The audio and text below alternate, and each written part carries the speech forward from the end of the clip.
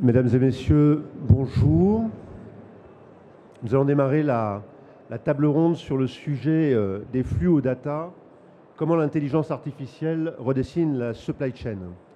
Je m'appelle Olivier Carnet, je vais animer cette table ronde. Je suis un advisor pour un certain nombre de sociétés et partenaires d'entreprises qui sont dans la technologie et l'intelligence artificielle. Je suis notamment au board de BrainCube, qui est une société d'intelligence artificielle en l'amélioration de manufacturing.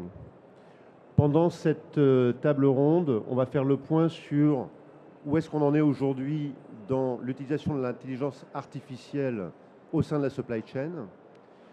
Quelle est l'évolution qu'on peut en attendre dans les 2-3 ans à venir et quels sont les challenges technologiques, entre autres, et humains que nous allons rencontrer pendant cette mise en place.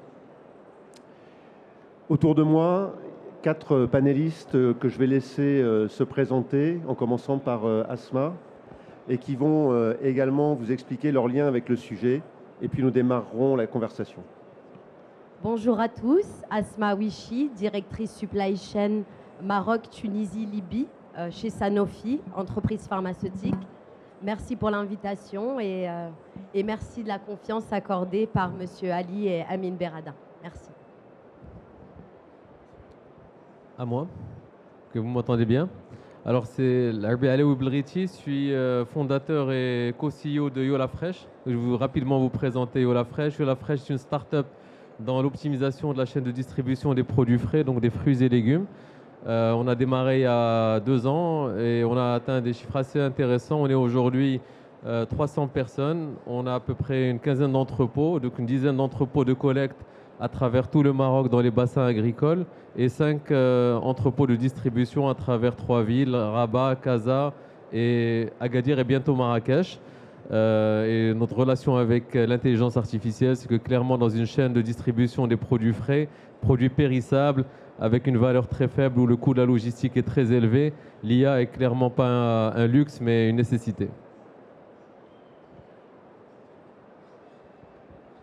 Bonjour, Taïb Depar. Bon, moi j'ai un petit lien avec la supply chain, c'est qu'en fait, quand j'étais jeune, j'avais accompagné plusieurs... Ça marche ? J'avais accompagné plusieurs entreprises, en particulier dans le secteur pharmaceutique, dans la mise en place de la gestion de production. Et qui dit gestion de production, c'est le centre de la supply chain parce qu'il faut l'alimenter en amont et distribuer en aval. Et actuellement, je travaille beaucoup sur la cybersécurité et la data. Alors, qui dit intelligence artificielle dit qualité de la donnée.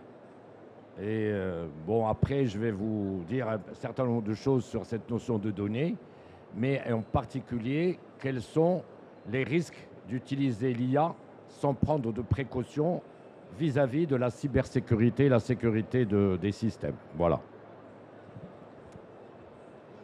Bonjour à tous et à tous. Donc moi je suis François Depré, je travaille pour Spring Project, je suis associé. Spring Project, on accompagne les entreprises sur les sujets d'innovation, de la détection de l'innovation, de l'identification de ce qui se pratique, de l'analyse de la maturité de l'innovation et on met ça en regard de la propre maturité des entreprises dans leur capacité à accueillir l'innovation. Et on essaye de faire une logique end-to-end, c'est-à-dire vraiment de poser le problème pour les entreprises jusqu'à l'implémentation de ces solutions innovantes, assez souvent portées par des startups, mais pas que, avec un levier qui est important, c'est que bien entendu, quand on accueille l'innovation, déjà que c'est pas facile de se transformer juste en faisant des choses qui sont déjà établies. Quand on fait de l'innovation, il y a une dimension de risque qui est un peu plus importante. Donc on essaye voilà, d'aider nos clients à naviguer à la fois dans la connaissance, dans la modélisation de l'impact, jusqu'à l'implémentation de l'innovation et des nouvelles technologies. Très bien, merci à tous pour cette présentation. On va commencer d'abord avec vous, Asma, sur l'utilisation actuelle de l'intelligence artificielle dans la supply chain.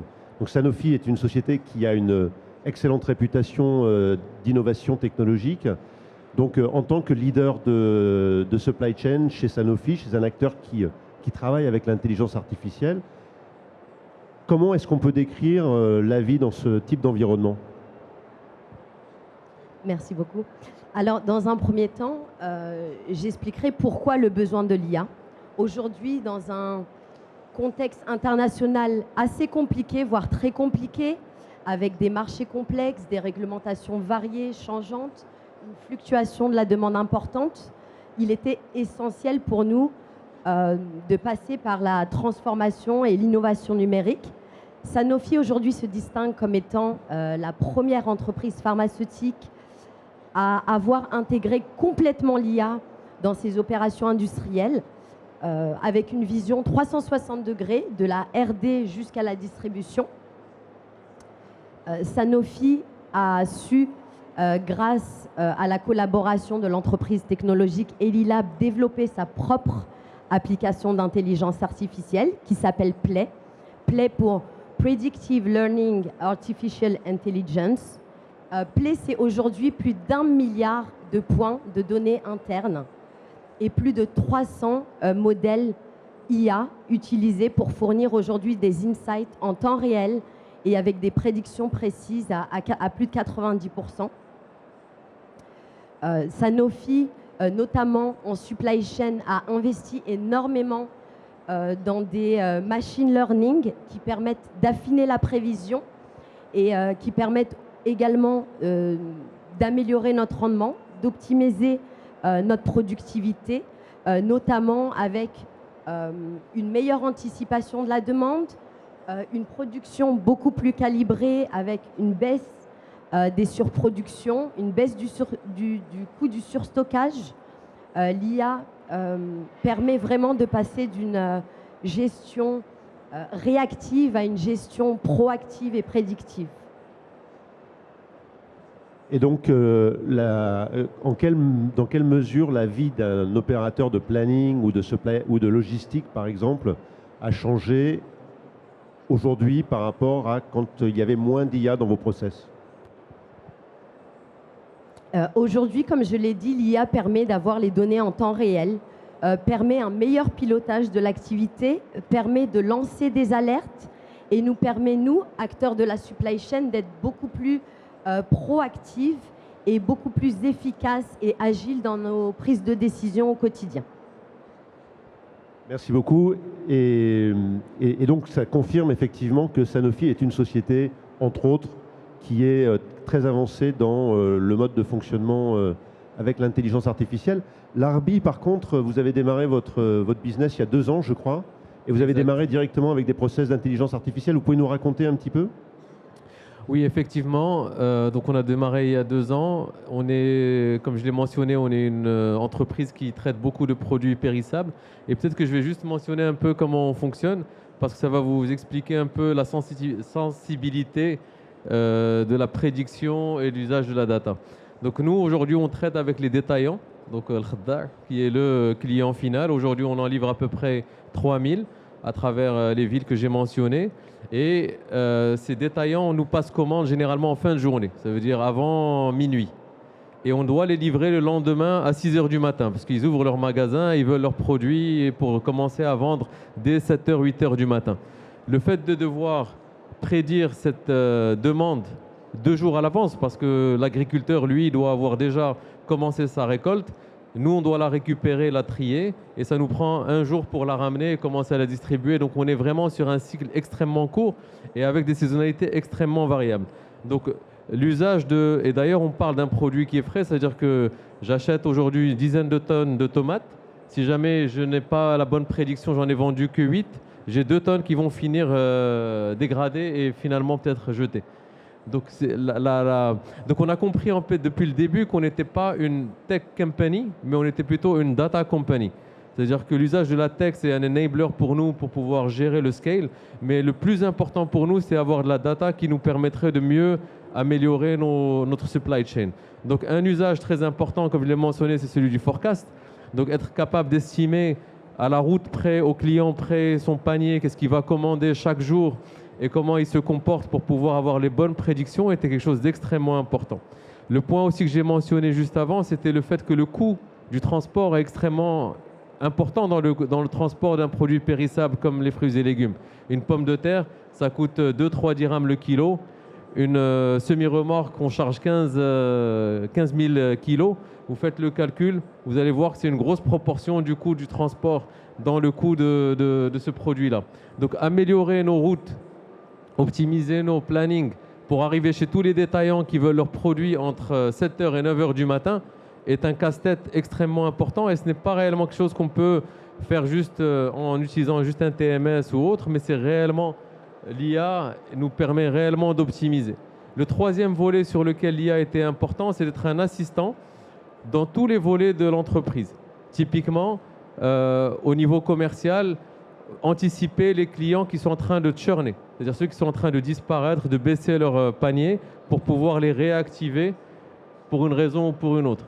De pouvoir aussi anticiper les retards sur une route et de pouvoir commencer à déjà assister les delivery managers à pouvoir faire leur travail de manière beaucoup plus efficace que d'avoir à le faire manuellement, de vérifier que les retards sont après coup, mais donc de les aider à anticiper ces types de retards. Donc voilà, donc aujourd'hui on utilise beaucoup d'IA, on a construit ça depuis le début parce qu'atteindre ce scale-là en 2 ans, je pense qu'on n'aurait pas pu y arriver en étant capable d'utiliser de la data depuis le début. Et comment, en 2 mots, comment est-ce que vous avez choisi les applications qui vous ont permis de démarrer directement? Vous aviez déjà une bonne connaissance des outils d'intelligence artificielle disponibles ou est-ce que vous êtes fait assister? Comment est-ce que vous avez démarré en fait? Comment vous avez choisi les premiers outils? Alors, on a commencé déjà sur la partie tech, on a préféré dans un premier lieu externaliser notre technologie parce que je pense que des outils de supply chain management sont extrêmement standards et ne sont pas réellement une valeur ajoutée dans notre monde. Cependant, toute la partie data et artificial intelligence, c'est quelque chose qui était extrêmement important à développer depuis le début. Cependant, il fallait que ces outils-là standards de supply chain puissent réintégrer ces outils ou ces pilotes ou ces copilotes d'intelligence artificielle dans le quotidien pour pouvoir animer la data. Très bien, merci beaucoup, très très clair. Alors François, vous êtes un observateur et un soutien à des industriels qui développent leurs outils. Là, on a 2 exemples de sociétés qui utilisent l'intelligence artificielle, une multinationale de la pharma et une start-up qui marche très très bien et qui croît très très vite dans la logistique du fret. Est-ce que c'est une généralité? Est-ce que l'intelligence artificielle a déjà un très très bon taux de pénétration dans l'industrie, dans tous les types d'industries, les grandes, les petites et les différents secteurs?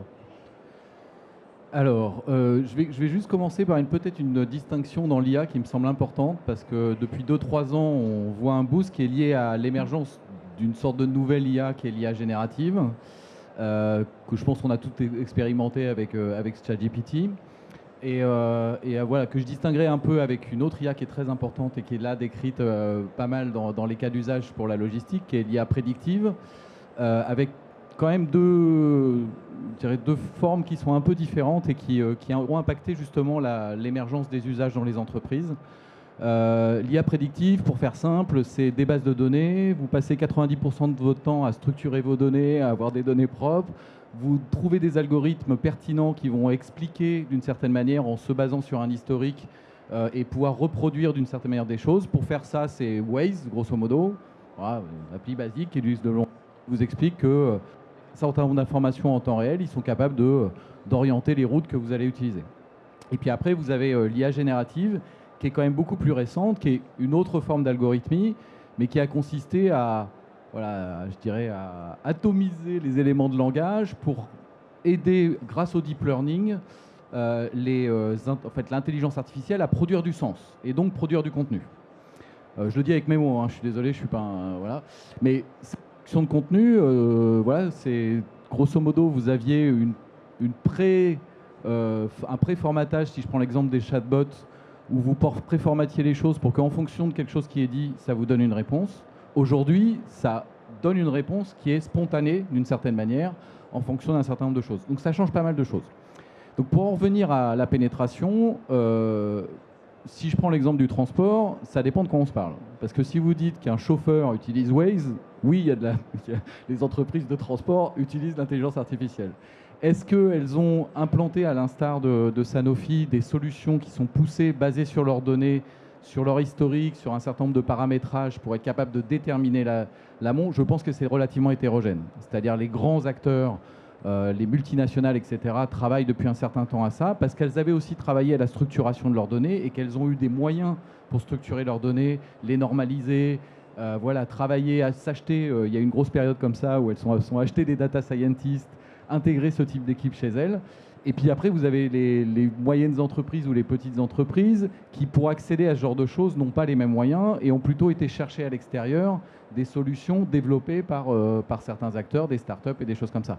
Et là, c'est assez hétérogène parce que forcément, quand on va chercher une solution à l'extérieur, la première question qu'on va vous poser pour faire du prédictif, c'est est-ce que vous avez structuré vos données? Et là, la sueur commence à perler sur les fronts des acteurs, des DSI qui disent « Ah, bah, c'est-à-dire que là, j'ai une base de données dans une nomenclature et là, une autre dans une autre. » Voilà. Et tous ces investissements qui ont pu être faits par les grands acteurs, c'est plus difficile à traduire. Maintenant, quand je suis dans l'IA générative, là, on est sur une technologie qui est assez on the shelf, c'est-à-dire vraiment la capacité à l'utiliser. Et là, je pense que Taïeb en parlera mieux que moi, mais là se pose une autre question, c'est dire, je vais peut-être attendre que de mettre mes données dans un truc public et mes données qui sont propres pour que l'IA générative s'appuie sur mes données pour me fournir du contenu.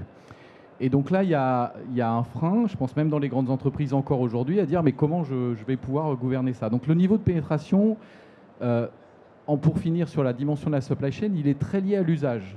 C'est-à-dire que ce qui se développe aujourd'hui, pour prendre la technologie la plus récente sur l'IA générative, et on le voit dans le commerce, il y a un vrai boom de pénétration de l'IA dans le domaine du commerce et de la supply, ça va être des solutions transversales. Par exemple, le service client. Comme je disais, remplacer les chatbots, être capable d'avoir une IA générative qui répond en temps réel à des problématiques clients, voilà. On connaît pas mal d'acteurs qui sont en train de le tester, des startups qui développent des choses et qui sont en train de les implémenter. L'IA prédictive, ça fait pas mal de temps qu'il y a des solutions matures sur le marché qui sont capables d'apporter un certain nombre de choses pour, encore une fois, si vos données sont prêtes pour le faire, prédire des chemins logistiques, des optimisations de tournée, des optimisations d'entrepôts. Il y a aujourd'hui des outils traditionnels type ERP ou WMS qui se mettent ces briques d'IA additionnelles pour être capable de faire ça. Donc la pénétration, elle est, je pense, assez hétérogène, mais elle est très déterminée par le cas d'usage. Je n'ai pas, pour conclure, vu encore de solutions d'IA générative spécifiques à des cas d'usage de supply chain. Voilà, on va retrouver des choses sur les ressources humaines, sur le service client, sur le coaching des commerciaux, ce genre de choses. Du vrai spécifique IA générative sur la supply chain, voilà, c'est encore très immature. D'accord.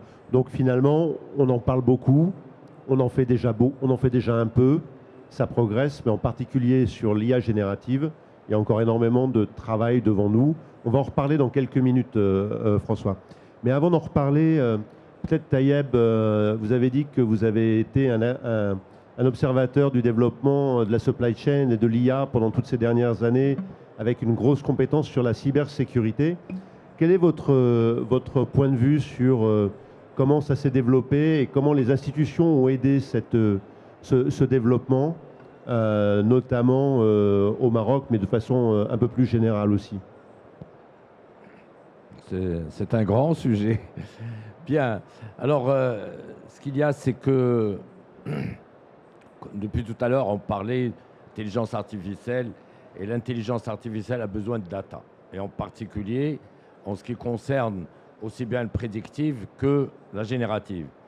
Mais la seule chose, ce que disait mon collègue, c'est qu'il faut être très vigilant par rapport à l'utilisation de l'IA parce que il faut que les modèles soient entraînés. Et quand on donne ses propres informations dans une IA générative publique, il ne faut pas s'étonner si demain, quelqu'un d'autre pose une question et elle va se servir de ces données-là. C'est pour ça qu'on disait que les gens sont un peu réticents parce qu'ils se disent quel type d'IA je vais utiliser. Alors bon, maintenant, il y a un certain nombre de logiques. C'est que l'idée, c'est qu'il faudrait entraîner des modèles avec de la data anonymisée plus ou moins pour un secteur. Et une fois qu'elle est entraînée, on peut la proposer à telle ou telle entité pour dire elle est entraînée par ailleurs, mais maintenant tu l'utilises pour toi-même avec tes propres données. Et là, ça rassure beaucoup plus.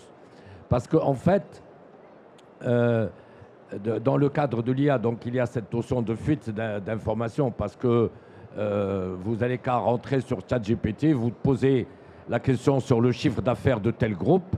S'il vous donne le chiffre d'affaires, c'est qu'il y a de fortes chances qu'un cadre de cette organisation, on lui a demandé de préparer un tableau de bord rapide et il a pris ces données, il l'a donné à ChatGPT qui lui a sorti le tableau. Donc du coup, se retrouve dans le domaine public. Donc il faut être très vigilant par rapport à cela.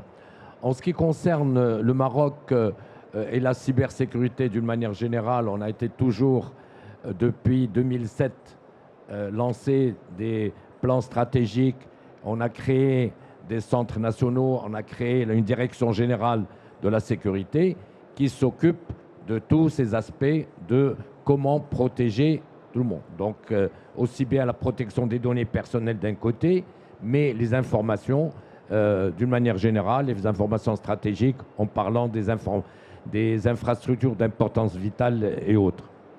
Alors, et dans ce mouvement-là, on a eu la précédente ministre de la transformation digitale qui vient de l'IA et de la cybersécurité. Donc, dans le cadre de la stratégie nationale, il y avait un brin d'IA.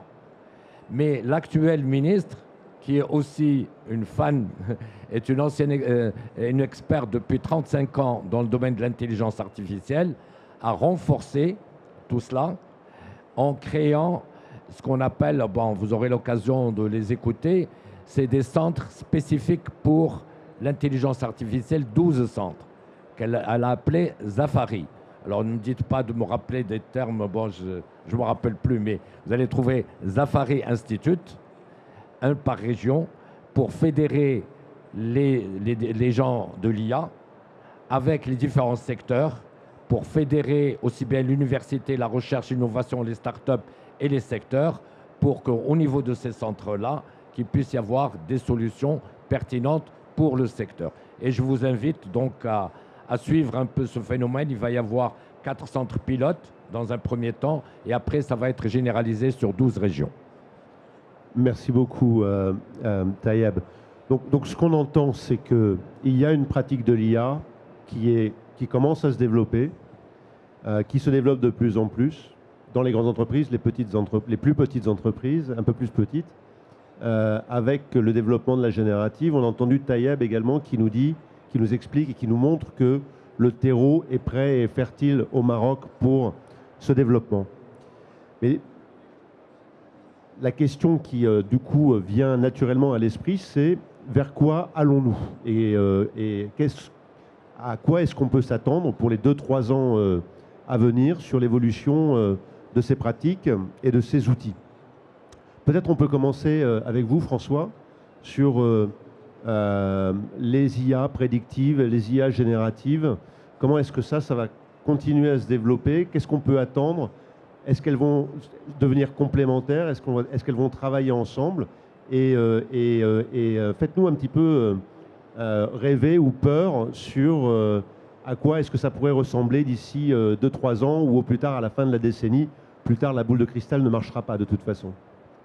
Bon, le seul truc, c'est que cette conférence est, j'espère, pas enregistrée, comme ça vous me la passez pas dans 3 ans. Mais comment dire, si on se projette un petit peu par rapport à ça, la question c'est à quel besoin les entreprises vont chercher à répondre. Je pense que le déterminant aujourd'hui actuellement, les entreprises cherchent à faire du business, à répondre des exigences réglementaires, etc. Donc elles vont forcément, ça reste un outil, d'accord? Donc ça reste un outil qui doit, à mon sens, faire quelque chose qui sert les entreprises. Alors, pour moi, la supply chain, c'est un peu la loi des grands nombres. C'est-à-dire qu'on a eu, moi j'ai eu des discussions avec des clients qui nous disent, voilà, je livre des centaines de millions de colis, je gagne 1 centime par colis, je fais plaisir à mon compte d'exploitation et à mon DAF. Et via un certain nombre de données disponibles, quand on raisonne comme ça, l'optimisation, d'une certaine manière, que vont chercher à faire les acteurs de la supply, va essayer d'aller faire gagner ces centimes.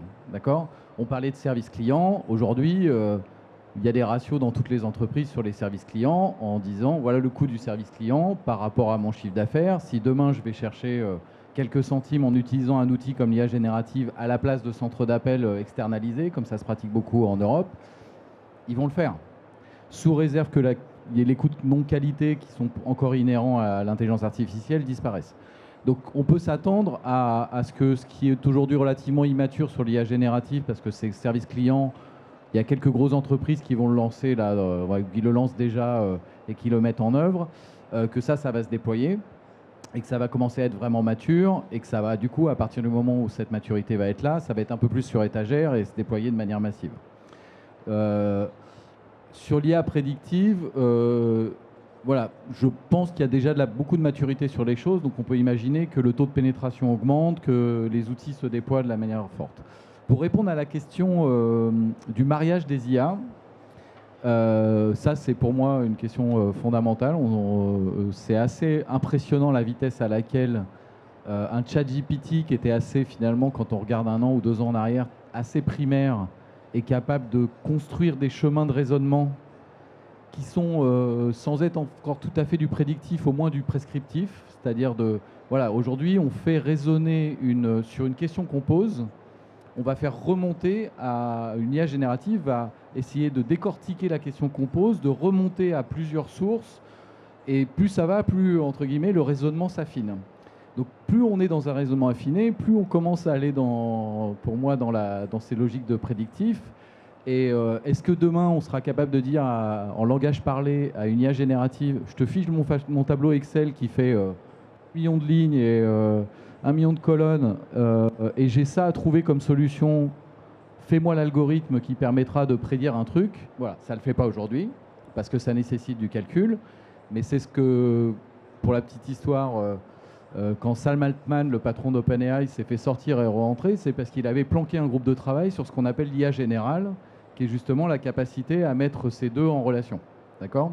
Bon, il s'est fait re-rentrer derrière, mais ce que je veux dire par là, c'est que cette combinaison, et probablement d'autres technologies émergentes, ça va très très très vite. C'est-à-dire qu'on parle des large language models dans le domaine de l'IA générative. Il faut savoir que aujourd'hui, les gens qui font de la robotique, des robots humanoïdes, des choses comme ça, travaillent sur les large behavior models. C'est-à-dire que ce n'est pas une décomposition du langage, mais une décomposition des comportements. D'accord ? Et qu'en partie, la robotique humanoïde, elle sert plutôt à des fonctions de R&D pour comprendre comment on peut faire ce genre d'IA. Et ça va très vite. C'est-à-dire que nous, quand on regarde les choses, qu'on est interrogé par nos clients, en l'espace de 6 mois, on voit émerger plein de choses. Donc l'offre d'IA, elle s'accélère à fond. Est-ce que cette courbe exponentielle n'est pas un petit peu lissée par la capacité des entreprises à mettre en face des cas d'usage et à trouver à matérialiser l'intérêt d'utiliser ça? Ça, c'est la vraie question. Plus un autre facteur qui est fondamental, c'est la transformation. Et sur la question, il y a les questions de comment nous, êtres humains, on va interagir avec ces IA. Indéniablement, il y a des métiers qui vont disparaître. C'est presque, je parlais des services clients. Si ces IA génératives sont performantes et qu'elles sont abordables en prix, je ne vois pas l'intérêt que vont avoir les entreprises à avoir des armées de gens qui répondent au téléphone. Franchement, voilà. Donc toutes ces tâches répétitives qui sont susceptibles d'être remplacées, à mon sens, seront remplacées à terme, à moins qu'on cherche de faire du qualitatif pour remettre de l'humain, etc. Et après, sur l'humain, moi je crois beaucoup, et d'ailleurs on le vit tous les jours avec ces petits objets, à la capacité de réinventer notre manière de réfléchir. Moi j'ai tendance à penser que parfois ça nous rend un peu idiots, mais en même temps, voilà, aujourd'hui, quand vous faites de l'IA générative, finalement, vous pensez à la manière dont quelqu'un va vous restituer une formalisation, mais il faut quand même que vous fassiez un effort qui est d'être capable d'être intelligible pour une intelligence artificielle sur ce que vous voulez vraiment. Parce que sinon, vous allez faire 50 prompts différents avant d'arriver sur ce que vous cherchez. Et je peux vous dire que plus vous faites des prompts, moins c'est efficace. Parce que ça navigue, etc. Donc il faut, dès la première façon d'interroger les choses, être suffisamment intelligible Et je finis juste avec un exemple que j'ai depuis, qui date d'une dizaine d'années. J'allais à l'aéroport avec un taxi, avec Uber, et le chauffeur Uber, 1 kilomètre avant qu'on arrive à la dépose, a coupé la course. Et je dis, mais pourquoi vous faites ça? Vous allez perdre un peu d'argent. Il me dit, non, c'est parce que l'algorithme d'Uber, en fait, j'ai une course plus rapidement si je me déconnecte un peu en avance. Donc les humains sont quand même pas idiots, ils comprennent un petit peu rapidement comment sont capables de fonctionner les modèles et jouent aussi avec.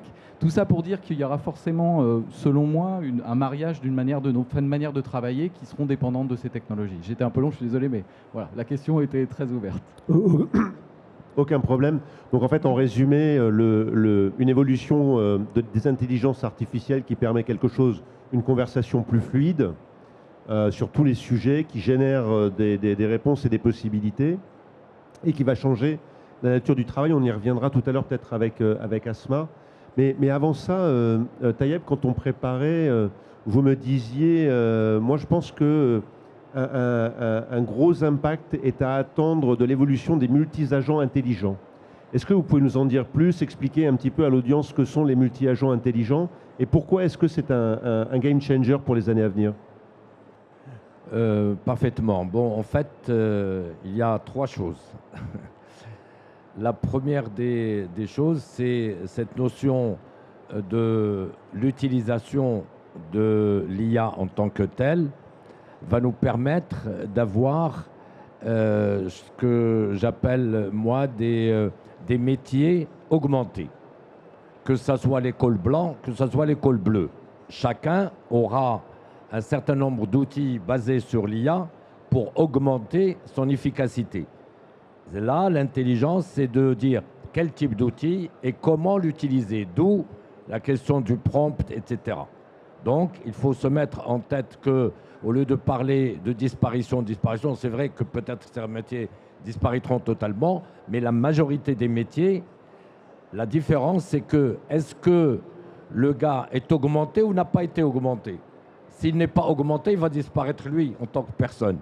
Mais s'il est augmenté, on aura toujours besoin de lui et il sera efficace. La deuxième chose, c'est que j'ai déjà des amis qui travaillent en France et qui atteignent des pourcentages de productivité extraordinaires en utilisant le multi-agent. Le multi-agent, c'est quoi? C'est au lieu d'utiliser une seule intelligence artificielle pour faire quelque chose, on dit tiens, au niveau de l'entreprise, il y a plusieurs problématiques. Au niveau de la supply chain, il y a plusieurs problématiques. Quelqu'un qui optimise les stocks, l'autre qui optimise la planification, l'autre qui optimise tel et tel site. Mais au lieu que chacun travaille tout seul, ils vont communiquer entre eux. D'accord? Et ils vont se dire, oui, tiens, je demande l'information à mon copain qui va me dire, c'est ça le multi-agent. C'est-à-dire chacun intrinsèquement apporte une valeur ajoutée, mais souvent il a besoin de l'autre pour compléter. C'est ça le multi-agent. Alors le troisième élément qui me semble aussi très important, et ça pourrait faire le sujet du prochain salon, c'est ce qu'on appelle le digital twin. Digital twin, c'est en fait le jumeau numérique. Alors le jumeau numérique, je ne vais pas prendre beaucoup de temps, mais en fait, c'est qu'on multiplie un process, par exemple, qui utilise un certain nombre de capteurs, de logiciels, un certain nombre de choses, en dire tiens, on va avoir son jumeau et qui va être interconnecté et pour recevoir les informations directement et réagir directement. Alors là, par contre, il faut vraiment faire très attention à la sécurité parce que plus on multiplie ces interconnexions, plus il y a des risques de se faire hacker ou de tomber en panne carrément. Et vous avez vu dans certains cas où il y a, dans le cadre de la logistique, où on peut faire des pertes énormes à cause du hacking, des ransomware et de toute la problématique.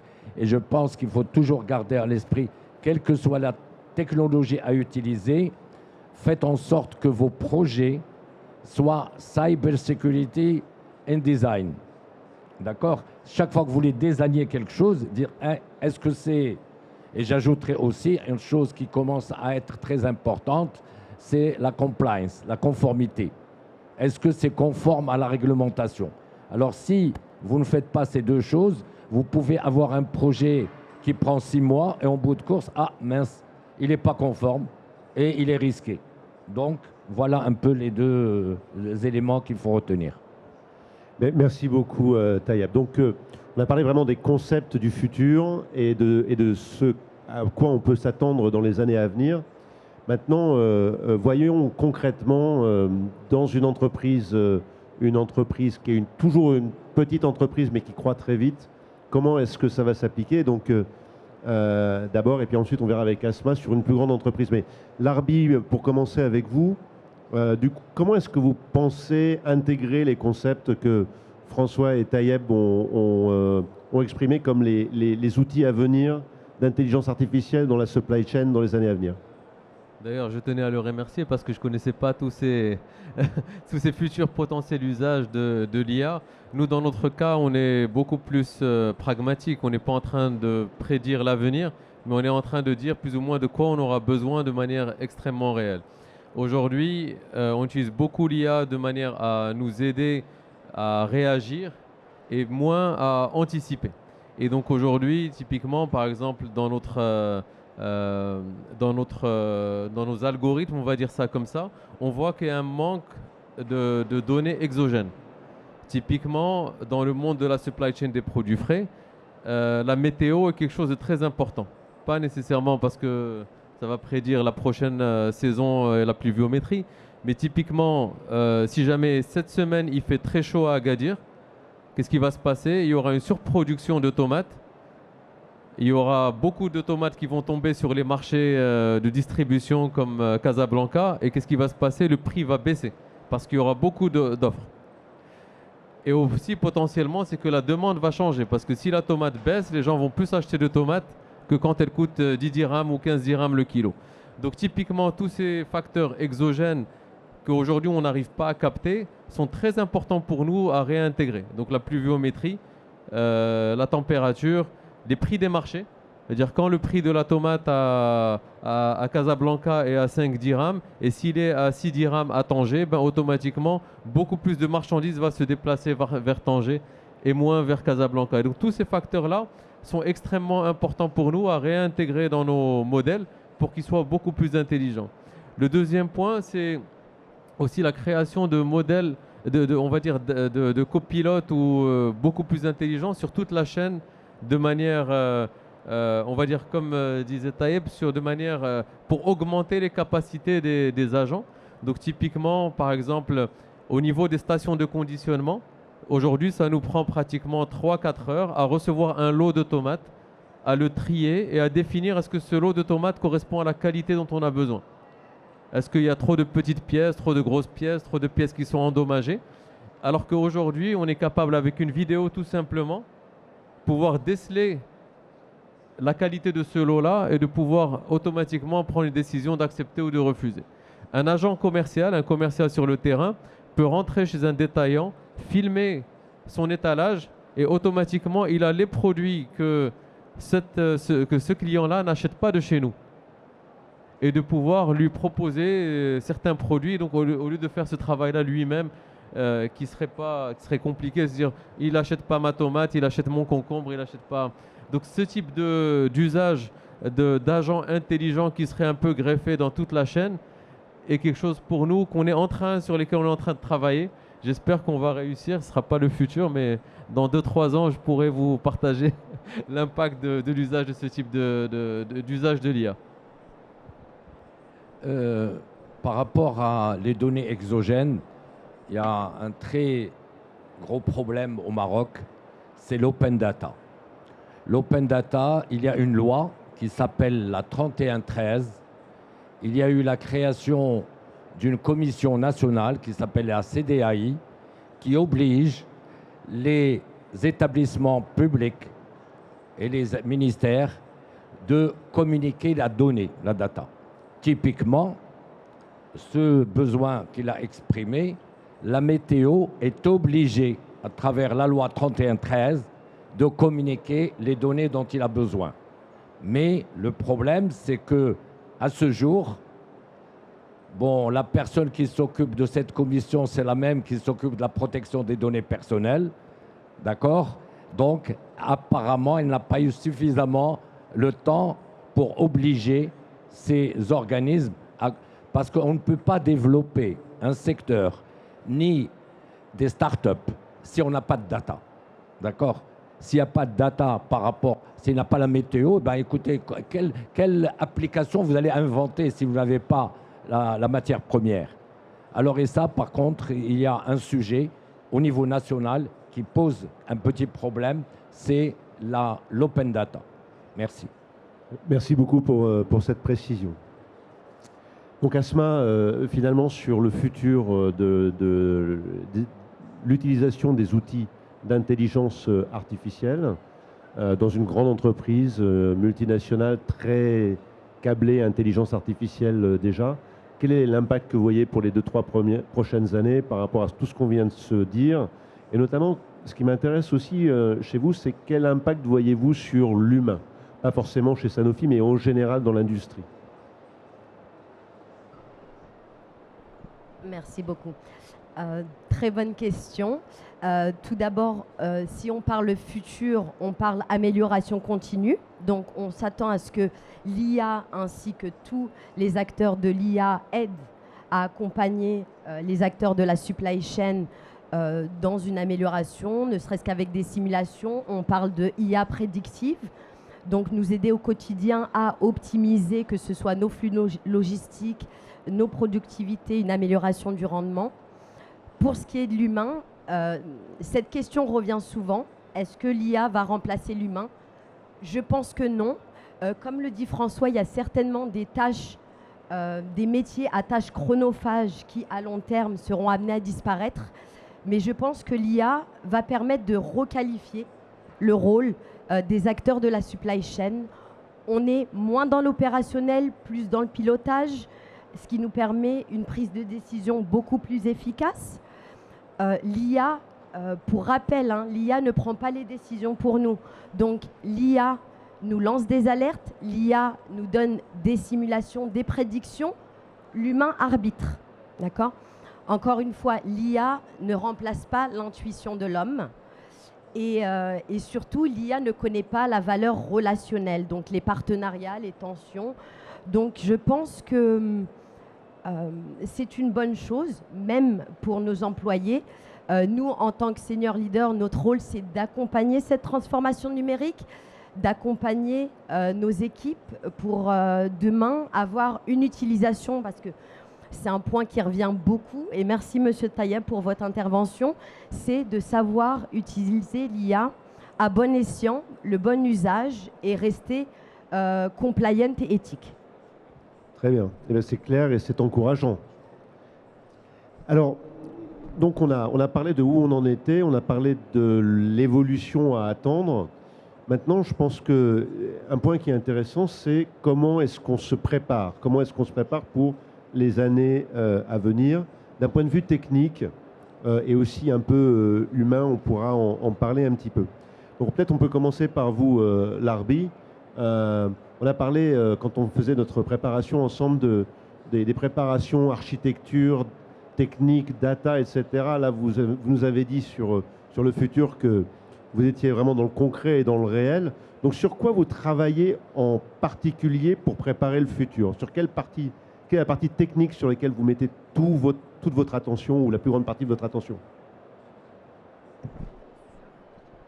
Alors, donc du coup, comment nous, on travaille sur le futur? Je pense que pour pouvoir avoir des modèles intelligents, je pense que c'était extrêmement important d'avoir une data, et une data qui est accessible et qui est utilisable, on va dire ça comme ça.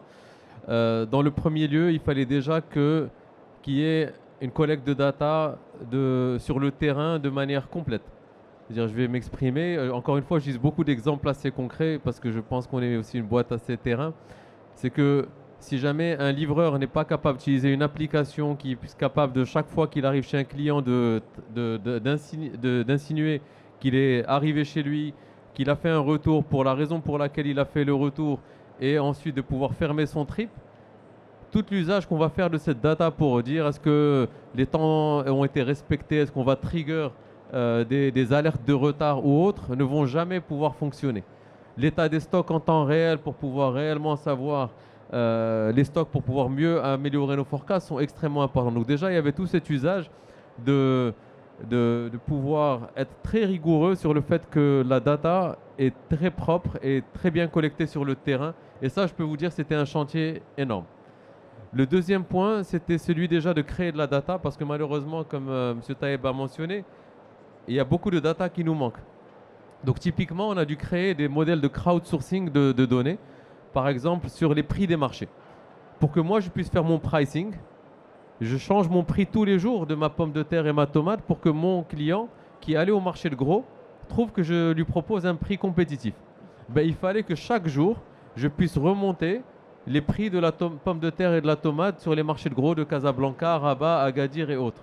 Et donc, au début, on avait des price analysts sur le terrain qui faisaient ce travail-là, qui devaient récolter ces prix. Mais finalement, on a créé un crowdsourcing de personnes qui travaillaient au marché de gros ou qui venaient au marché de gros et qui, à travers une application, nous donnaient leur prix. Donc, automatiquement, on n'est pas sûr toujours de leur prix. Mais du coup, le fait d'avoir beaucoup de sources de prix, de collecteurs de prix, on était capable de définir que quand on a 10 personnes qui me disent que la tomate elle est à 5 dirhams ce matin, ben je pense que c'est le bon prix de la tomate. Et donc ce crowdsourcing-là de données sur différents marchés était quelque chose d'extrêmement unique. Et j'espère que nous, on pourra être un open data pour d'autres personnes qui ont besoin de cette data de prix et cette data n'existant pas sur le marché. Et le troisième point, je pense, c'était surtout aussi le fait de créer des structures de données. J'adore, moi, les mots logistiques dans le monde de la tech, mais le fait d'avoir des data warehouses qui sont extrêmement bien structurés. Donc, dans un data warehouse, on a la data en vrac, c'est-à-dire qu'on jette de la donnée pour qu'elle elle puisse rester là. Ensuite, on a des data marts qui sont des briques, on va dire comme des palettes, donc où la donnée est déjà bien structurée, bien agrégée pour pouvoir parler et pouvoir être utilisée. Et finalement, de pouvoir avoir des systèmes et ces tables, on va dire ces data marts qui puissent se parler entre eux pour que je puisse comparer une data de SAP ou d'un outil financier avec une data logistique et de pouvoir avec ça de dire est-ce que je suis rentable sur cette route quand je livre, est-ce que finalement j'arrive à dégager du profit ou pas, était quelque chose d'extrêmement importante. Et peut-être pour terminer, c'était aussi de créer des outils que tout le monde pourrait utiliser en interne. Typiquement, c'est-à-dire qu'aujourd'hui, ce n'est pas de la data où seulement quelqu'un qui utilise SAP ou quelqu'un qui utilise un outil est capable d'utiliser, mais c'est des genres d'outils d'accès à la data qui permettent à n'importe qui de créer un dashboard, de pouvoir visualiser sa data. C'est-à-dire si je suis patron de la boîte, j'ai envie de faire un dashboard qui me dit combien on a vendu à tel client et est-ce qu'on est rentable, je peux le faire en 2 minutes et je n'ai pas besoin de demander à mon équipe data ou à mon équipe contrôle de gestion de me créer un dashboard. Que n'importe qui dans l'entreprise soit capable d'utiliser la data et de l'exploiter. Et je pense que ça, c'était un peu de notre manière un peu pragmatique de comment nous, on a été capable d'utiliser la data de demain. Je vais devoir par contre m'excuser. Je suis attendu à 14h à Rabat. Waze me dit que je dois quitter à 12h30. Donc je dois quitter et pas pouvoir malheureusement conclure. Merci beaucoup en tout cas Larbi pour tous les insights. On peut applaudir Larbi qui doit malheureusement nous quitter. On va continuer sans vous, mais merci beaucoup. Et donc ce que nous a dit Larbi, c'est que lui, ce qui l'intéresse, c'est la data, la data, la data. Les systèmes et l'architecture, ça suit, mais c'est la data. Mais quand on parle autant de la data, Taïeb, vous qui êtes un expert de cybersécurité, la préparation du futur, c'est important sur la data, non ? Bon, effectivement, je voulais lui dire certaines choses, mais il est parti, c'est pas grave, je prendrai ses contacts pour lui expliquer après. Alors, il y a un maître mot, c'est la data governance, la gouvernance de la data. Et ça, il y a des frameworks qui vous expliquent tout ce qu'il y a à faire en ce qui concerne la data. C'est très, très important. Et bon, je pense que Olivier fait allusion à un article que j'ai préparé, qui sera publié demain, où j'écris que la donnée n'est pas donnée, mal protégée, elle s'enfuit, mal gouvernée, elle coûte. Et je vous invite à lire l'article, il est très explicite par rapport à qu'est-ce que ça nous coûte de mal gérer, mal gouverner la data.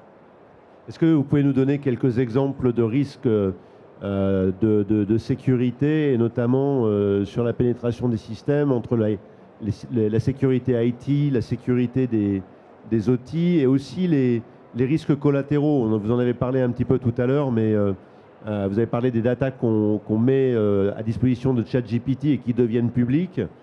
Mais quelques exemples rapides sur des risques qui sont liés à ça, et sur le fait de rentrer dans les systèmes et dans les data cloud ou dans les data lakes via des outils qui ne sont pas faits pour ça, et des risques associés. Bien. Alors, effectivement, il y a un facteur très important, surtout vous qui êtes dans la supply chain, vous utilisez beaucoup de capteurs, vous utilisez beaucoup de systèmes, vous utilisez des caméras, vous utilisez un certain nombre de choses. C'est ce qu'on appelle les IoT, d'une manière générale. Et dans le monde de l'informatique, on distingue IT de OT. Information Technology et Operation Technology. Actuellement, au Maroc en particulier, vous avez 95% des sociétés qui parlent de cybersécurité, qui parlent de l'IT. Comment protéger votre base de données, comment vous protéger votre ERP, etc. Mais dès qu'on rentre dans l'usine, alors là, c'est la catastrophe. L'ancienne machine qui permet de produire utilise un système d'exploitation qui n'a pas été mis à jour depuis 15 ans. L'autre, elle n'a pas été protégée. Le capteur a été livré avec un mot de passe 000, etc., etc. Donc il y a une très grosse problématique, et la problématique de l'OT n'a rien à voir avec l'IT.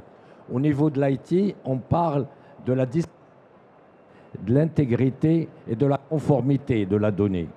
Au niveau du milieu industriel, on parle de risques de sécurité, d'explosion, de mort, de ceci, de cela. Donc, on n'est plus de rupture carrément de la production.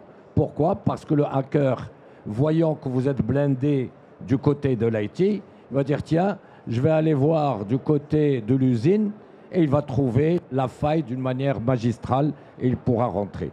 Donc, c'est pour ça qu'on est en train, au niveau national, justement, même au niveau...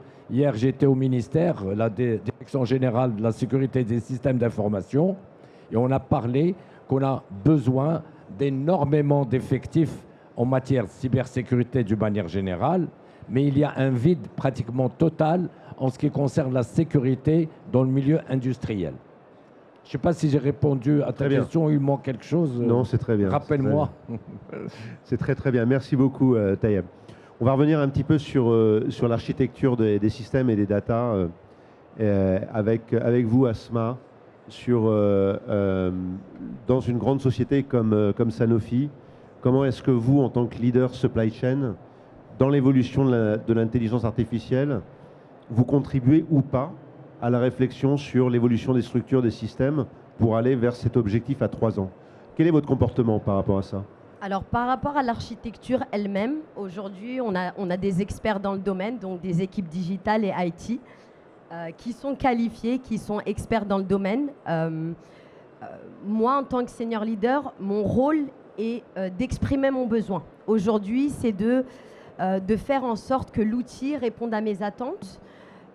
Aujourd'hui, l'IA, je parle pour Sanofi notamment, est beaucoup utilisée dans le process SNOP et IBP selon la maturité des marchés, pour l'automatisation de nos KPI, pour l'information en temps réel, pour les scénarios hypothétiques ou les alertes sur les ruptures.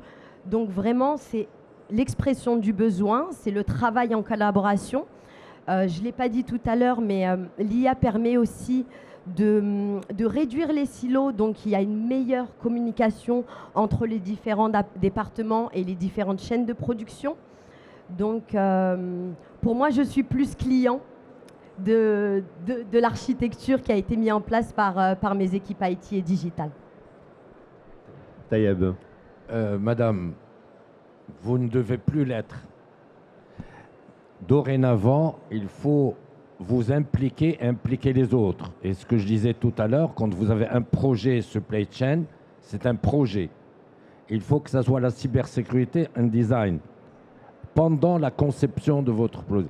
Parce qu'il ne suffit pas d'exprimer ce besoin. Ben, il faut aller plus loin. Parce qu'il se peut qu'eux ne comprennent pas très bien votre besoin et ils vous suggèrent des choses qui pourraient avoir un risque pour vous. Donc, impliquez-vous un peu plus dans le cadre du projet. Donc, c'était juste une petite remarque, mais bon, dans beaucoup de projets, en particulier en ce qui concerne l'IA, en particulier, c'est des groupes solidaires, conjoints, qui travaillent main dans la main dès l'initiation de l'idée. La deuxième chose, c'est que pour laquelle je voudrais insister, c'est dans beaucoup de choses, y compris dans la supply chain, dans les projets, le change management n'est pas suffisamment pris en compte. C'est-à-dire, vous pouvez avoir l'IA que vous voulez, vous pouvez être très performante, mais si vous ne réfléchissez pas comment accompagner tous les opérateurs, toutes les personnes, etc., pour les embarquer dès le départ dans le cadre de votre projet, eh ben c'est déjà, le projet sera risqué d'avance. Donc le change management, c'est un volet qui est très important pour pouvoir utiliser l'IA, la cybersécurité, dans le cadre de la supply chain. Merci. Merci beaucoup. Et je crois que c'était aussi le sens du message avant Tayeb sur l'importance pour nous, les humains, d'être de plus en plus des humains augmentés et qui comprennent. Et voilà. Même si je pense que ce que demande aussi un certain nombre de collègues dans les fonctions IT et digitales, c'est d'avoir d'abord la contribution, comme Asma l'a décrit, de qu'est-ce qu'est l'attente, qu'est-ce qu'est le besoin du client, etc. En même temps. Donc je pense que les points se rejoignent. François, quelques mots pour finir sur ce sujet, sur les préparations techniques des entreprises pour la suite du développement de l'intelligence artificielle dans les entreprises, grandes ou petites. On a entendu différents points de vue, très axés sur les data, sur l'utilisation qui en est faite. Quelques mots que vous voulez ajouter sur la préparation technique ? Alors, déjà, je fais une petite référence à la conférence qu'on a eue juste avant. J'ai compris que la problématique au Maroc était d'avoir des mètres carrés. Donc d'abord, il y a un enjeu physique. C'est-à-dire quand on fait le jumeau numérique, le jumeau numérique, il est jumeau d'un autre jumeau qui est physique. Donc c'est la première contrainte. Mais tout ça pour dire que c'est pas parce que c'est ça la première fonction qu'à limite, il y a l'opportunité aujourd'hui d'assez tôt finalement dans la configuration d'un entrepôt physique de penser à ces variables et d'anticiper ce qui vient d'être dit. Donc je pense que la concomitance entre guillemets entre un déploiement en dernier ressort, la supply chain, c'est quand même des marchandises qu'on va déplacer avec ces dimensions physiques, et de savoir si l'opportunité se présente de nativement entre guillemets être capable aujourd'hui de se saisir de ces outils. Ce que je pense que c'est important par rapport à des entreprises comme Sanofi qui ont une longue legacy IT, etc., et qui doivent se transformer, d'avoir aussi l'opportunité de trouver des solutions. L'autre point que j'aimerais faire, c'est moi ce que j'observe, c'est qu'il y a beaucoup justement dans cet héritage d'une pensée assez verticalisée. C'est-à-dire qu'on va avoir un ERP, un WMS, un MES quand on fait de la production, un TMS, tout un truc qui finit par management system. Et historiquement, les outils même sont porteurs de systèmes d'information qui sont d'une certaine manière parfois propriétaires à l'offreur de la solution, qu'elle soit technique ou pas. Et il y a un très gros enjeu de réussir à réconcilier l'ensemble de ces informations. Il y a des enjeux d'interopérabilité. Moi, je viens d'une organisation par le passé qui s'appelle GS1, qui fait beaucoup de choses sur la standardisation des données.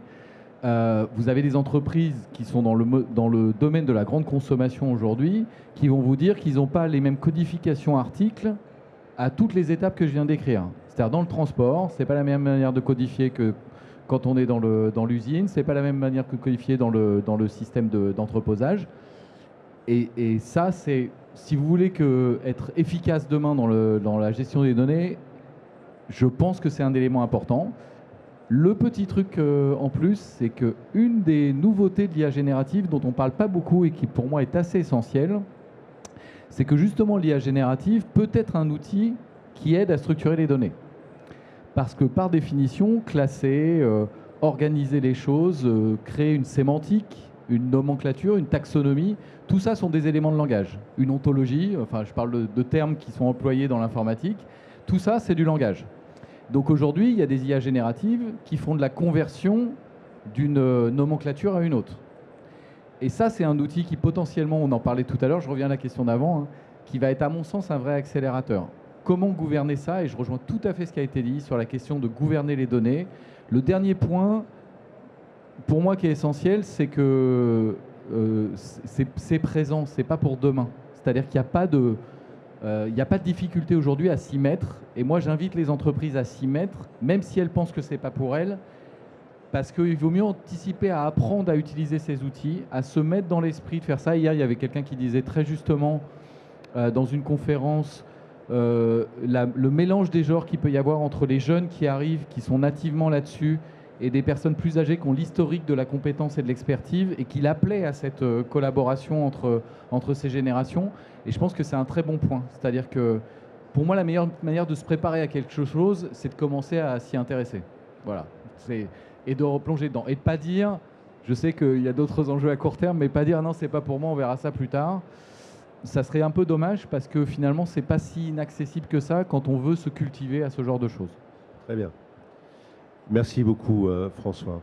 Donc, ce qu'on a vu, c'est que dans la phase d'évolution qui arrive, on a énormément de choses qui sont déjà en place, qui sont préparées, sur lesquelles on peut bâtir.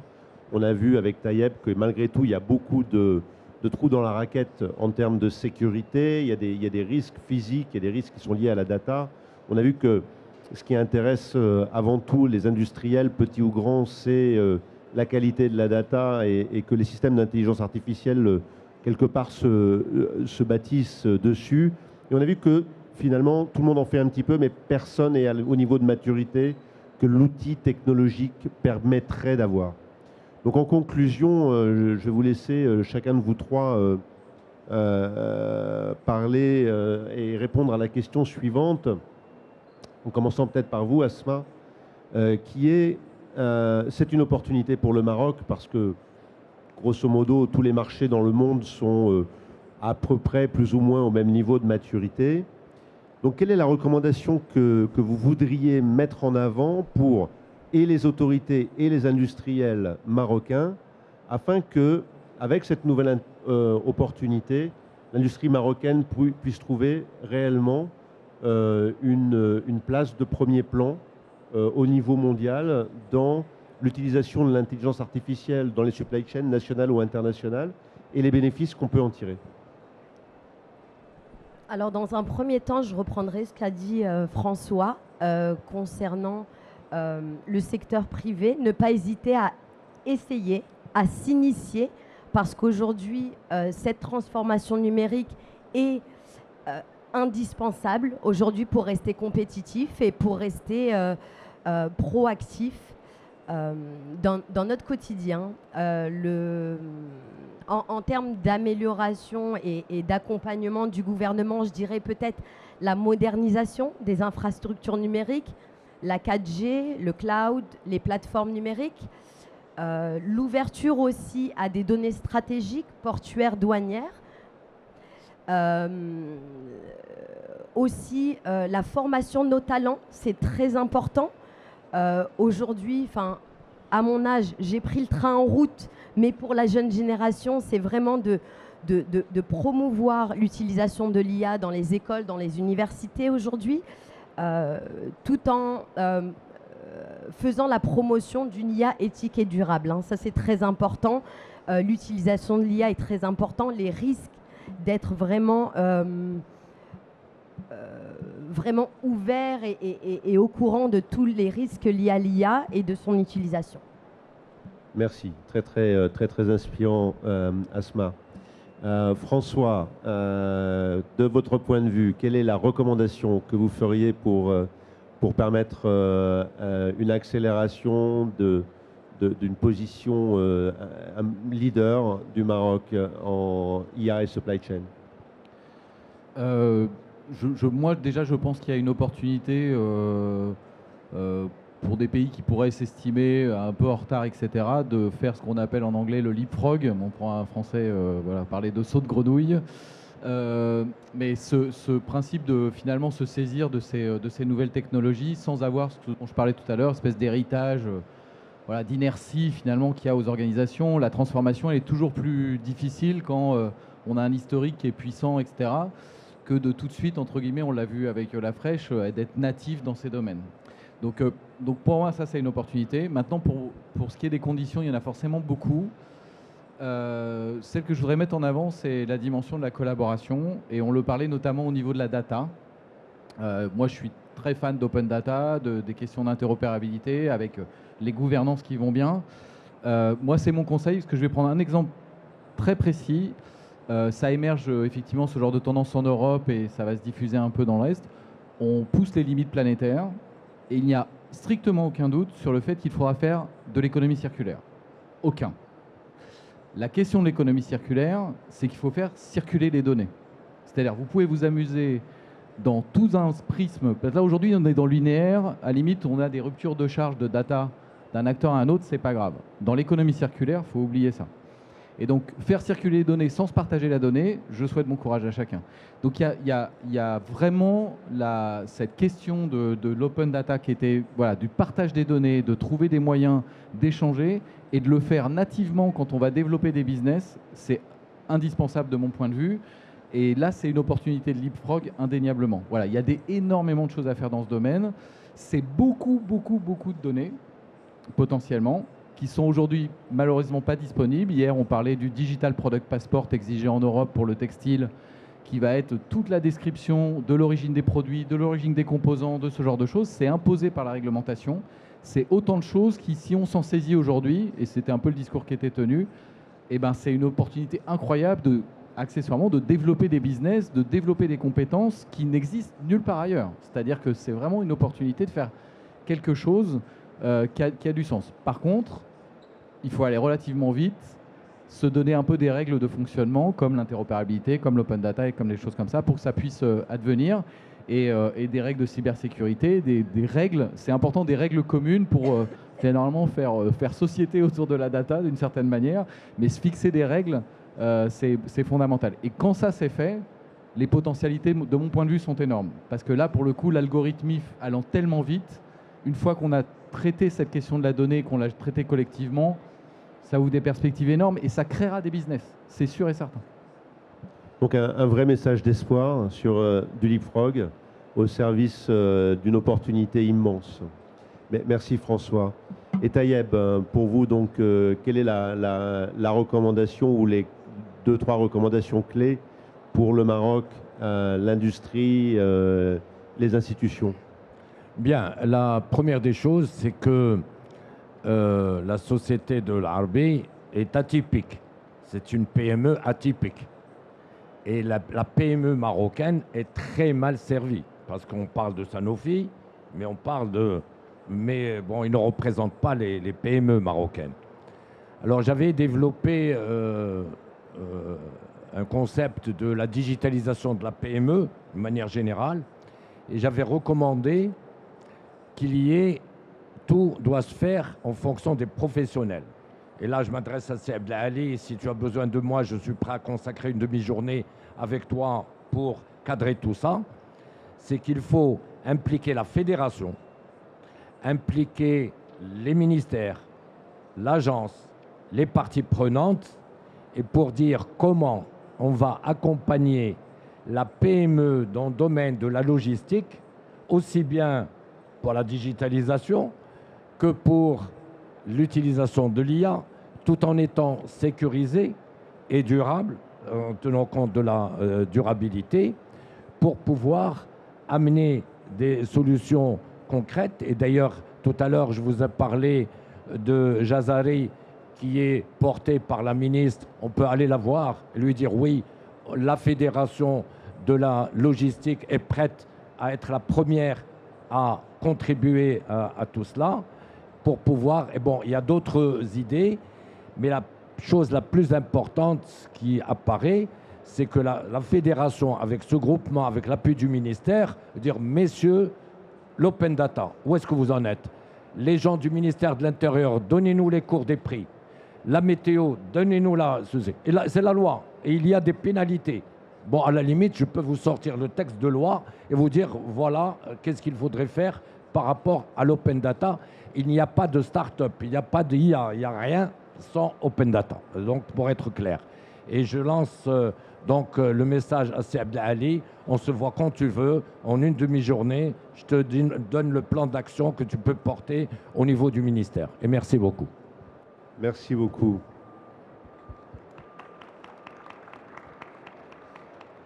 Est-ce qu'on a le temps pour quelques questions, Ali, ou est-ce qu'il y a des questions dans l'audience?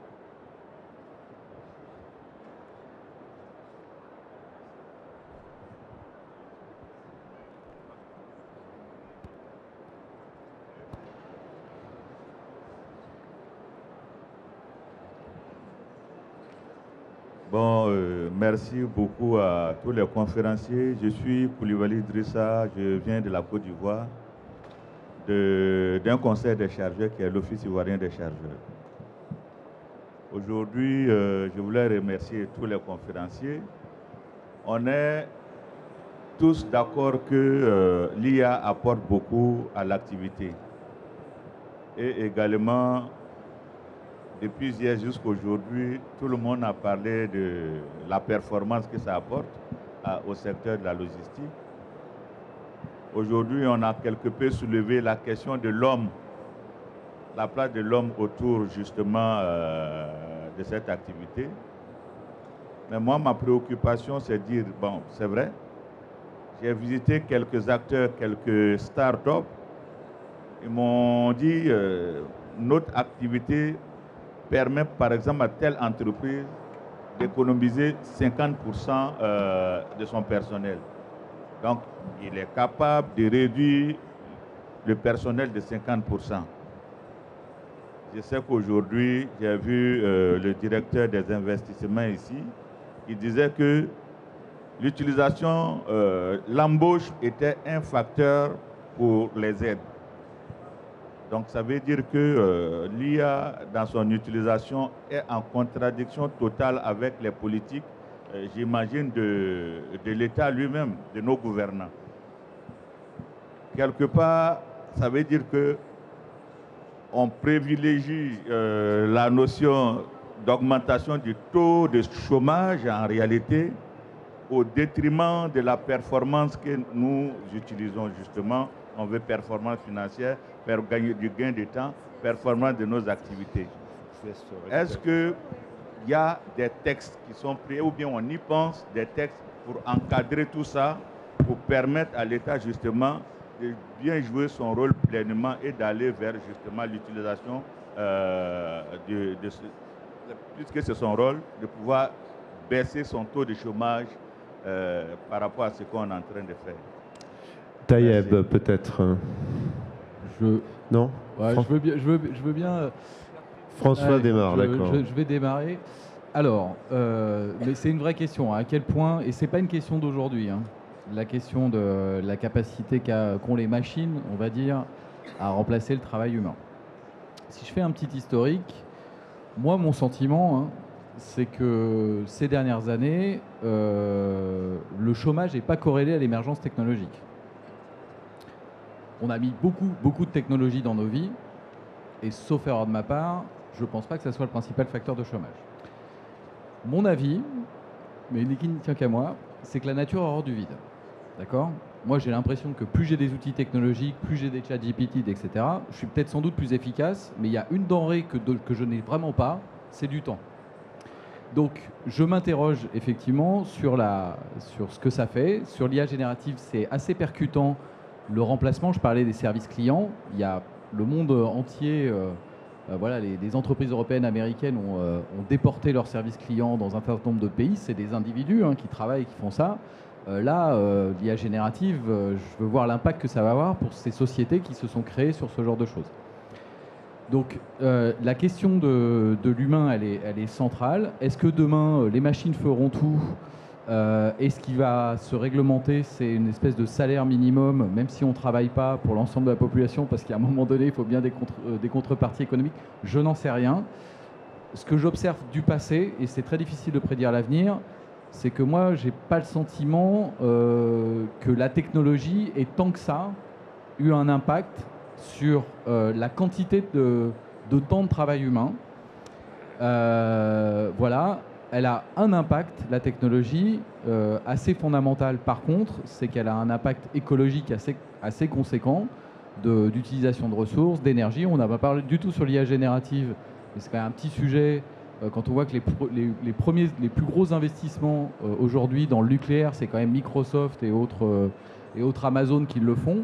Voilà, donc ça c'est un sujet. C'est très difficile de répondre à ça, c'est très difficile de répondre à savoir ce que les gouvernements observent sur ce remplacement potentiellement des technologies. Mais aujourd'hui, on met de la robotisation dans beaucoup d'endroits en logistique et en choses comme ça. J'ai pas le sentiment qu'on n'ait pas par ailleurs créé d'autres métiers sur la base des technologies. Peut-être des métiers qui sont aussi des métiers un peu moins difficiles, en tout cas physiquement, peut-être un peu plus intellectuellement. Donc c'est assez difficile de se projeter sur l'avenir. Moi, ce que je sais, c'est que dans le passé, j'ai pas le sentiment que la technologie ait obéré tant que ça le travail humain. Elle l'a transformé indéniablement, mais c'est difficile de savoir à quel point. Alors, par contre, il y a des métiers... Enfin, même consultant, pour être honnête, quand on voit qu'on peut poser les questions à ChatGPT et que des fois on se dit bon, c'est quand même pas si con ce qu'il raconte, honnêtement on se pose la question même pour nous-mêmes. Donc voilà, il faut savoir se réinventer, je pense que c'est ça, et le plus vite possible à mon sens. Taïeb, ou Asma peut-être? Je vais dire quelques mots, j'en ai parlé. Comme je le disais un peu plus tôt, effectivement, certains métiers chronophages risquent de disparaître. Le consulting, je ne sais pas. On se revoit dans quelques années. Mais je pense vraiment que l'IA va permettre de requalifier les rôles de chacun, va permettre d'acquérir plus d'expertise et, comme je l'ai dit, peut-être un peu s'éloigner de l'opérationnel, être plus dans la prise de décision, dans le pilotage. Pour moi, c'est vraiment... ça ne peut être que positif. Et comme l'a dit François, je ne suis pas certaine que la hausse du chômage soit liée à l'IA ou à l'utilisation de l'IA. Depuis la révolution industrielle, on remplace des robots on remplace l'humain par des robots. On a toujours des gens qui bossent dans les entrepôts, on a toujours des gens qui pilotent. Pour moi, si j'imaginais un peu, l'IA, c'est le copilote. C'est le copilote, mais la main humaine reste sur le volant. Donc pour moi, c'est vraiment accompagner la transformation et se transformer nous-mêmes et transformer les équipes et accompagner les équipes dans cette transformation. Bien, merci beaucoup pour la question parce que ça m'a fait rappeler les débuts où je commençais à travailler dans l'informatique. Il y avait l'informatique, les années 75. Oh là là, les ordinateurs, ils vont faire disparaître. Le même discours, exactement. L'informatique va faire disparaître l'humain. En 85, les années 85, il y a un problème, il y a le micro-ordinateur. Regardez-moi ce petit machin-là qui va remplacer plein de monde, etc. Le même discours qui va faire disparaître la micro-informatique. C'est-à-dire qu'il y avait des ruptures. Alors à un certain moment, vers 95, c'était l'Internet. L'Internet, à côté maintenant, comment on va faire? L'Internet va chambouler, tout le monde va faire disparaître les choses, etc. En fait, c'est des choses cycliques. À mon avis, et maintenant, on est en train de vivre la même chose avec l'IA. Mais finalement, on va utiliser l'IA. Les gens vont travailler. Il va y avoir de l'upskilling. Les gens vont être formés. C'est ce que je disais tout à l'heure, doivent être augmentés. D'accord? Il faut veiller à les augmenter. Mais à mon avis, il va y avoir beaucoup de création de nouveaux métiers. Effectivement, la disparition de d'autres. Mais c'est la vie. D'accord? Par rapport à l'énergie, j'ai une information à vous communiquer parce qu'en parlant de l'IA, etc., j'ai lu une statistique ce matin. c'est que les data centers à travers le monde consomment actuellement l'équivalent de la consommation de la France. Et en 2030, les data centers, et là, l'IA justement, est un consommateur terrible. En 2030, la consommation mondiale des data centers va être celle de l'Inde, c'est-à-dire la troisième ex aequo avec l'Inde. Il y a la Chine, les États-Unis et l'Inde. C'est 2000 kilowattheures. Donc c'était juste pour vous dire qu'attention, on est en train de l'utiliser l'IA, mais à un certain moment, il faut se reposer d'autres questions et voir comment faire pour atténuer cette consommation qui part à l'excès. Merci. Une dernière question peut-être Oui.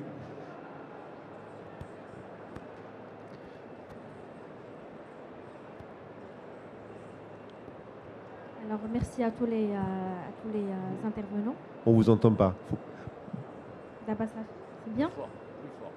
Ben, je pense que ça marche pas. On vous entend pas. Merci pour votre intervention. C'était vraiment, j'ai appris beaucoup d'informations que je n'en savais pas. Ma question est, est-ce que vraiment l'intelligence artificielle peut répondre à des problématiques trop avancées dans les cas de supply chain robuste? Ben, pour mon cas, comme une junior supply chain coordinateur pour une grande multinationale en France. Venez avec moi. Venez avec moi. Venez. Allez-y. Merci. Ok, donc c'est le micro. Bon, j'ai une petite voix, mais quand même. Alors, merci pour votre intervention de qualité. Ma question est, est-ce que l'intelligence artificielle peut apporter des solutions dans les cas de supply chain robuste? Parce que finalement, je réponds le monsieur où il a dit, est-ce que l'IA peut remplacer l'humain? Ben, je dis que non. Parce que c'est vrai, il porte beaucoup de solutions, mais d'après mon expérience, où j'avais une mission d'optimisation de taille d'envoi du transport routier, même si on était dans une grande boîte où on avait toutes les informations, data sécurisées, réglementées, on avait TMS, WMS, mais comme un humain, je suis en train, ce qui est pas bien encore, c'est que comme un humain, je suis toujours dans le besoin d'extraire les données du SAP, du Lobster, et devant mon fichier Excel à chercher l'optimisation dans mon camion que je dois envoyer. Donc, et c'est le cas d'une chaîne où les facteurs endogènes qu'on a, c'est le temps, facteur optimisation, taille du camion et tout ça. Donc, ma question est, est-ce qu'on est devant une solution mathématique algorithmique où on peut avoir une solution à toutes les problématiques logistiques qui se posent, ou bien on est très loin? Et du coup, le recours à les modèles mathématiques très compliqués, par exemple, l'économic order quantity que les entreprises, quelle que soit leur taille, ils n'ont pas ni le temps, ni tous les données pour y inventir et aller. Et du coup, on est toujours devant des modèles, je dirais, traditionnels, où l'humain, il est toujours bloqué. Asma, peut-être? Alors moi qui l'utilise tous les jours, je vais parler de mes équipes et moi. Oui, l'IA permet d'avoir une supply chain plus robuste.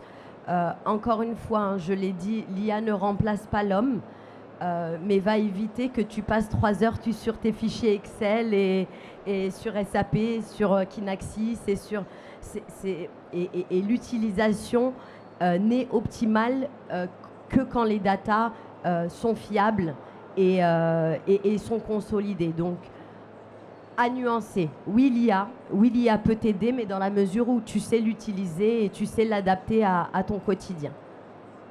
Je pense que le point que Tayeb faisait tout à l'heure sur l'humain augmenté qui comprend l'architecture et qui comprend comment et qui a un point de vue sur comment l'entreprise développe son écosystème d'intelligence artificielle et aussi fait partie aussi des choses que nous devons tous développer pour arriver à mieux comprendre comment est-ce qu'on progresse avec cette technologie dans l'entreprise. Si je me permets de rajouter un mot. François, tu veux dire quelque chose? Oui, je pense que indéniablement, je rejoins Asma sur voilà, ça aide à la robustesse des supply chains. Il y a peut-être un point que vous évoquez et dont on n'a pas tant que ça a parlé, c'est l'acquisition des données. Parce que pour faire fonctionner de l'IA, avant de structurer les données, il faut en avoir. Et effectivement, il y a des modèles, des choses qui n'acquièrent pas suffisamment de données pour être capables de travailler à l'optimisation de ça. Et l'autre point sur les limites de l'IA, il y a eu un cas il y a une quinzaine de jours, un débat en France sur Météo France. Météo France a mis énormément d'investissements dans l'IA, a viré plein de météorologues, et ils ont fait beaucoup d'erreurs l'année dernière, et ça a créé un vrai débat en France sur cette stratégie, parce que manifestement les météorologues qui ont été formés, ils sont quand même pas si nuls que ça, et qu'effectivement il faut bien associer l'IA et les prédictions de l'IA, et pourtant c'est un terrain de jeu, la météo, sur le papier, on peut se dire, voilà, c'est presque que des données et des algorithmes.